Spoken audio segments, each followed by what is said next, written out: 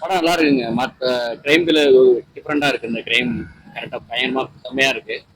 பார்க்கலாம். ஒரு விஜய் ஆண்டனி வந்து நல்லா பண்ணியிருக்காரு. அதுவும் இல்லாமல் கதை வந்து மற்ற கிரைம் த்ரில்லர் மாதிரி இல்லாமல் இது ஒரு டிஃப்ரெண்டா இருக்கிறதால அது மற்ற நான் நிறைய மூவி பார்த்துருக்கேன். அதில் ப்ரெடிக்ட் பண்ண முடியாது, அதை ப்ரெடிக்ட் பண்ண முடியல. இதுவே வந்து ப்ரெடிக்ட் பண்ண முடியாததால இந்த படத்துக்கு வந்து மிகப்பெரிய ஒரு சக்ஸஸ் சொல்லுவேன்.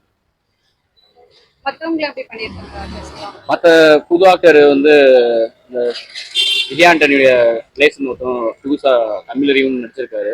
அவர் நல்லா அவர் ஃபியூச்சரில் வந்து இன்னும் நிறையா மூவி கொடுப்பாங்கன்னு நினைக்கிறேன் இந்த படத்துக்கு பிறகு. மியூசிக் ஃபர்ஸ்ட் ஒரு சாங் தான் இருந்துச்சு. அது நல்லா சூப்பராக இருந்துச்சு. நல்லா என்ஜாய் பண்ணி கேட்குற மாதிரி தான் இருந்துச்சு. பிஜிஎம் நல்லா போட்டிருந்தாங்க.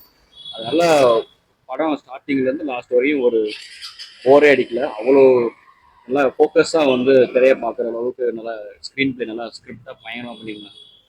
படம் நல்லா போகணும். ம்